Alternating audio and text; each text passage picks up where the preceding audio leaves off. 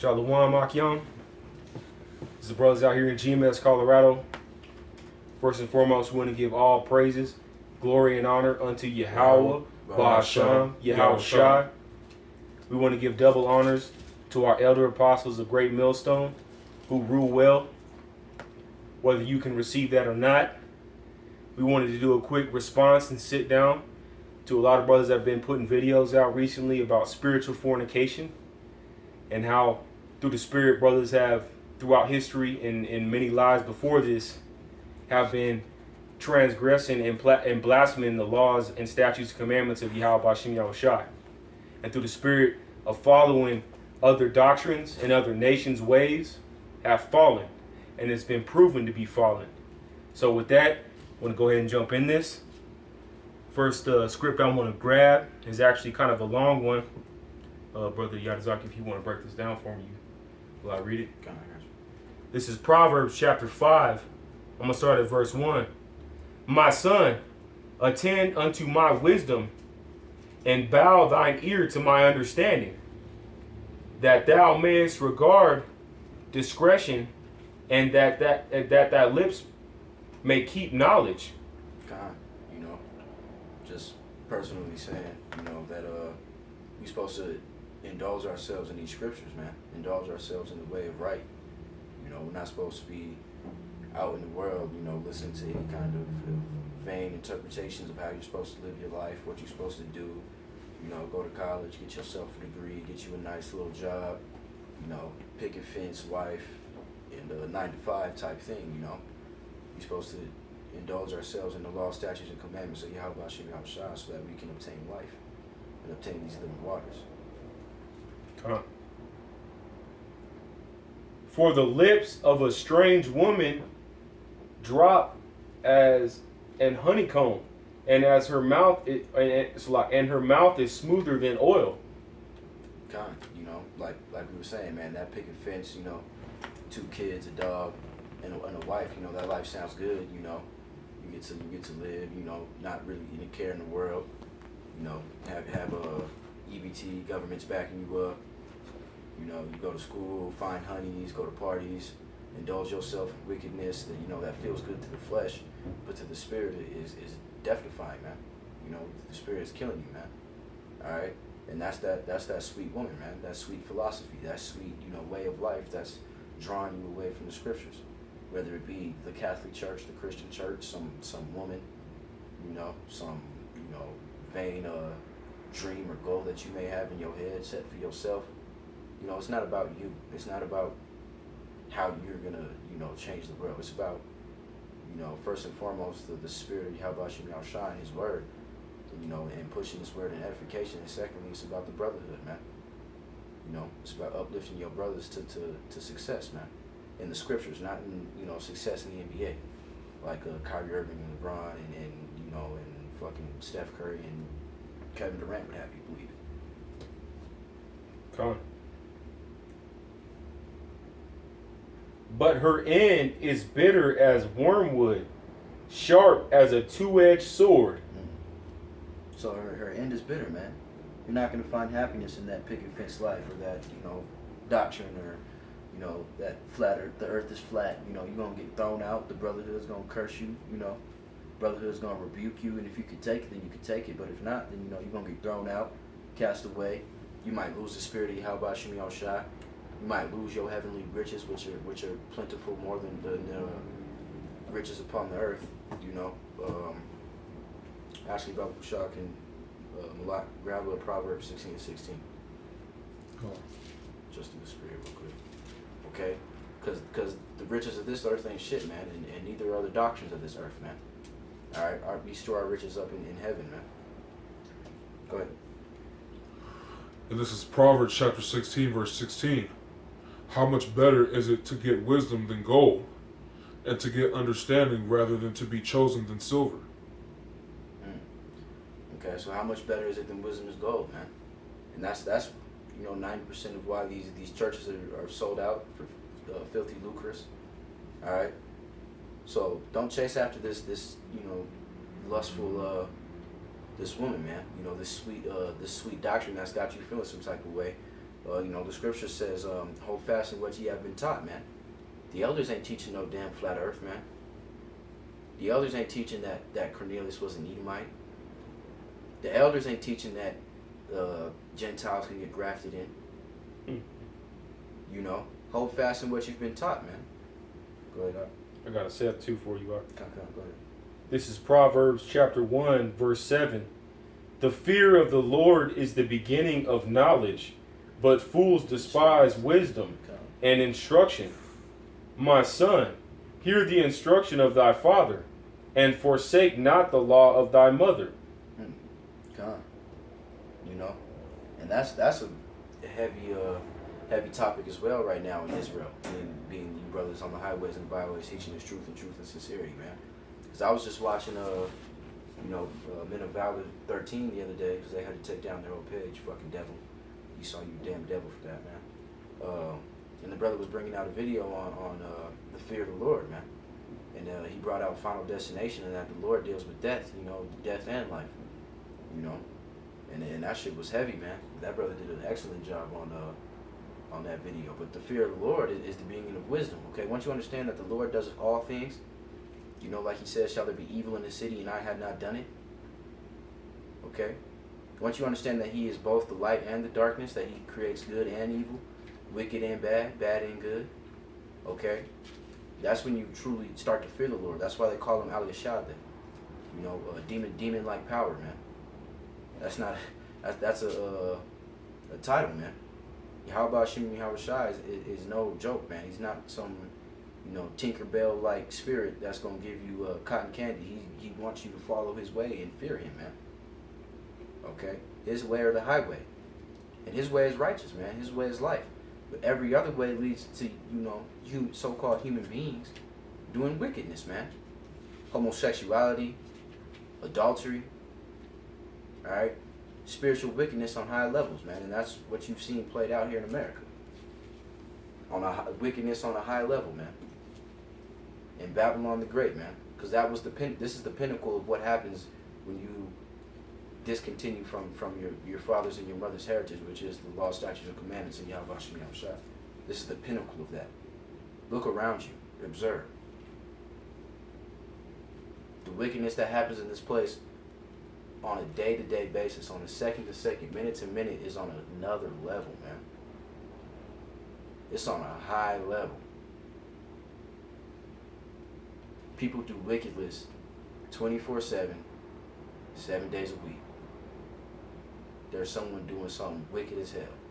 Multiple people, not just one. All right, go ahead. And then I got another point to that, because it's a beautiful point to make.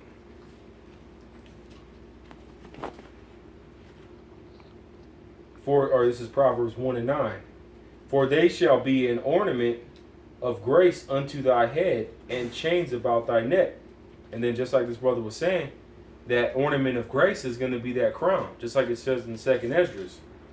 Those men that were crowned in a multitude that could not be numbered, and the man that was taller than all the others that were crowning them, which was YAHAWASHI, that's going to be the grace of honor unto thee. These scriptures are going to be an honor unto your heritage, man. If you're crowned to be that remnant, that election, then you're going to have grace unto all other men, including the 2/3 of Israel that were not subject unto this law. They refused to follow these laws, statutes, commandments in this guide. And then it says, and chains about thy neck. So just like this brother was saying, if you were, and we're subject to being wicked in this life. We're in this flesh, being corruptible unto sin. And through that, when we disobeyed and like this brother said, discontinued into the heritage and the commandments of YAHAWASHI, that's what led us into this captivity stage that we've been in, the 12 tribes. Being dismembered in the nation and then being spread amongst the 4 corners of the earth. So there's a double edge to this thing. Either you're going to be an individual that gets down with the law, or you're going to be someone that refuses to hearken. And all of this is happening in Israel. It's not happening amongst the other nations. It's only happening in Israel. That division is almost set right now because the elect are almost sealed. And jumping back to the point, back into 5, Proverbs 5, Salak, verse 5, her feet go down to death, but her steps take hold on hell. Oh, so go ahead. I was fucking listening to what you were saying previously, taking it in. Didn't even notice he was back in 5. Salaki. Okay. Her feet go down to death. Her steps take hold on hell. God, her feet go down to death, man. All right, so she might have a luxurious face. You know, when you first meet her, she sounds nice. All right, the doctrine or whatever's keeping you from these law, statutes, and commandments. Whether it be that smooth saying doctrine. Flat Earth, Cornelius. You have a friend that's been an Edomite that's helped you out when you was little or something. And, you know him since you was 2, and you trying to find a way to get him grafted in or some shit. Whatever the case may be, man. Her feet lead you to death, man. All right, she got a nice face, round ass, big titties, but them feet in the pit of hell, man. All right, and we'll break that down real quick. Hell, in the Hebrew, all right, it's YAHAWAH, all right, meaning pit, grave, death, or dark place. Okay, so that's where her feet are at, man. So you really want to walk with this woman? You really want to, kiss her on the lips? You gonna hold her hand in public? Mm-hmm. You want to hold her hand in public, and that's what's gonna get you, discontinued, or that double-mindedness. You can't drink of the, what's that scripture? You can't drink of both the righteous cup and the wicked cup. Con, you gotta choose. Con. I actually got a set for that real quick, Brother Bashar. You can break it down if you'd like. Con. This is James, 1st chapter. All right, I'm going to read verse 8 and a few other verses in this chapter as well. But I'm going to start at verse 8. And it says, and a double-minded man is unstable in all his ways. Right, so a double-minded man, of course, we're all wicked in the sense that we're in this flesh and these chains because we've been condemned. We didn't follow the law, statutes, and commandments at the first point of Israel's rising. But if you have a double mind, if you're lukewarm, okay, if you're one of those people that thinks that you can be in the world and in the spirit at the same time, you're bugged out, man. It's got to be one or the other. You have to devote your time to either being spiritual or carnal. That's the war of the flesh, man. That's why Hamashiach said that you have to be a soldier. Because every day you live this life and you wake up in the morning having choices to make. And of course, it's already been predestined that the chosen are chosen even from the beginning, but that's this whole thing. A double-minded man is going to lead himself into destruction. A double-minded man will make it to he'll go down the street, he'll think, oh, okay, well, I'm a thug, or I'm a strong individual. I can fight anybody. But when he gets confronted by a group of 3 dudes that's really testing him and is like, okay, what are you about? Are you really going to fight? Then that double-minded play comes in the man like, no, I ain't really about that life. I'm not trying to get my ass whooped. You know what I'm saying? That's the theory of a double-minded man. And that's the majority of these people out here. I'm going to jump down to verse 12. And it says, blessed is a man that endureth temptation. For when he is tried, he shall receive the crown of life. Come on, that's back to that crown, man. That's that glory, man. That's what every brother in this truth is striving for. Whether you're a part of GMS or not, if you're exalting the name of YAHAWASHI and you're giving double honors to the elder apostles of this truth, man, in New York, that's what you're striving for. You're striving for that crown of glory. And just like Elder Gabar always says, you're not going to be prideful or not even prideful. It's not about pride. It's about being satisfied. When YAHAWASHI himself, like it says in 2nd Esdras, and we may just go ahead and grab that in this lesson, when he places that crown of glory on your head, because up until now, you haven't made it. You're condemned. We're all condemned in the flesh. We're doomed. We have fire awaiting us. Oh, it's like, it says, which the Lord hath promised to them that love him. Let no man say when he is tempted, I am tempted of Yahawah. For Yahawah cannot be tempted with evil. Right, so the Lord Yahweh, who is the author of all things, he created his son YAHAWASHI, which is the king of all earth and all the things on it. He gave him authority to intercess the divination of what's happening here and in heaven, because the people down here are not worth the time of Yahweh. There has to be that intercession between his son, YAHAWASHI, to get to him and to author things. And read that one more time for me again, Ak. It says, let no man say when he is tempted, I am tempted of Yahweh. For Yahweh cannot be tempted with evil, neither tempteth he any man. Right, so that's the point where Satan comes into play. Because you people that think that Satan is his own individual, you people that think that the spiritual demon Satan has his own origin, no, Yahweh bahasham Yahawashi created Satan. Because he's the author of wickedness and righteousness. Does Yahweh himself do wickedness? Absolutely not. But he created a left-hand side because there's a left and a right. There's a carnal, there's a carnal and there's a flesh. There's a spiritual, salat. And both of those are a yin and a yang. And there has to be an equal balance between two. Otherwise, you would not know either one for the other. That's why Satan does the thing he does. And that's why YAHAWASHI and the right-hand side does the things that he does. There has to be a methodology to this whole thing. It's a full circle, man. You learn from being righteous in the beginning to going through lifetimes and lifetimes of sin to the elect and the remnant being righteous at the end. And there's a point to this whole thing. God. And it says, but every man is tempted when he is drawn away from his own lust and enticed. Then, when lust hath conceived, it bringeth forth sin. And sin, when it is finished, bringeth forth death. And I'm going to bring out a personal example of myself. All my life, I have never lived in this life to where I've had luck with these women. I'll say it's luck. It's not luck. It's necessary because it's a test. Okay? These females out here, they know that their time is coming soon. So in the example of this whole thing, man, you're going to be tested in this truth. That's why it says in the scriptures, my son, don't come unto this truth unless thou be ready to be tempted by the devil. And I believe David said that, roughly paraphrasing. But that's what happens in this truth. Are you going to choose to be a double-minded man and commit spiritual fornication? It's more than just sticking your rod in a woman and committing adultery, which is bad enough, but the sense in the spirit, are you going to stick your spiritual rod in other nations? Are you going to stick your spiritual rod into other doctrines and test the water with your big toe? That's a snare, brother. I mean, and that's really the whole point of that. Kind of, that's it on that, bro. Come on. Jumping back into this. We're back at 6. Lest thou shouldest ponder the path of life, her ways are movable, that thou canst not know them. Kind of, that ponder the way of life, man. So just like we were talking about, this woman, she'll make you ponder that this is the way of life, that this is right. That this is the correct thing to do, that the earth is really flat.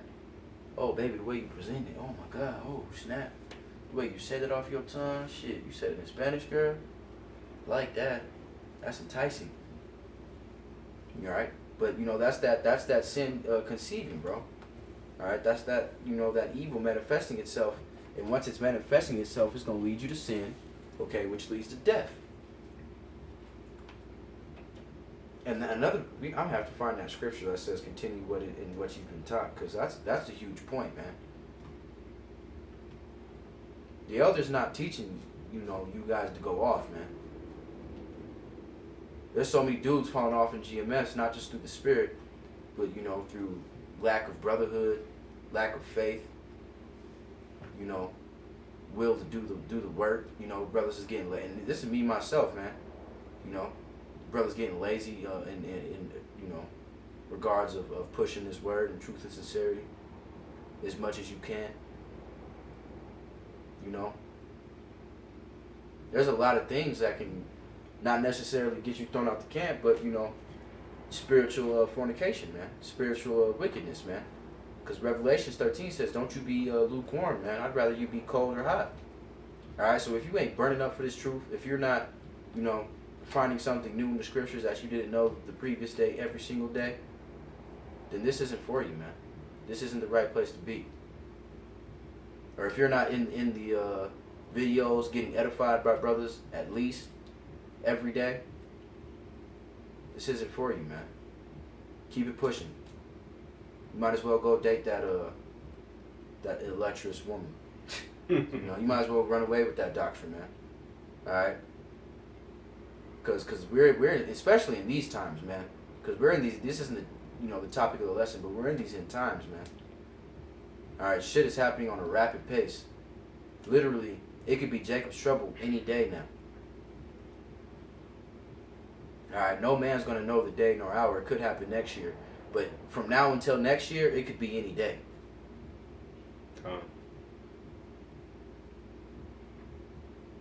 You know, this isn't a game, man. This isn't no, you don't get no do-overs, man.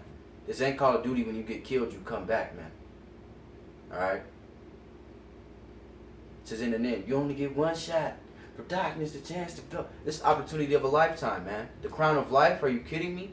Be put on your head from the Almighty Son, His only begotten, YAHAWASHI, to get new bodies, to feel the exhilaration of having spiritual power, putting your enemies in subjection, having your enemy, on the ground, your hand in his throat. That's what you're striving for. That's what you're working for. So continue in what is good, man. Continue in what you're taught. Continue on the right path. Walk that path of the narrow path, man. Foot upon foot, step by step, left, right, until you make it, man. See, you're at a push, man. All right? I myself ain't been pushing hard enough, man, but you best believe that's about to change, man. All right, we all fall short of the glory, but that doesn't mean you can't give your 110% every day from sun up to sundown. And when you run into a roadblock, take it on the chin, knock it down, and keep running. All right? Slocky, go ahead, bro. Come on. Let's put this up real quick.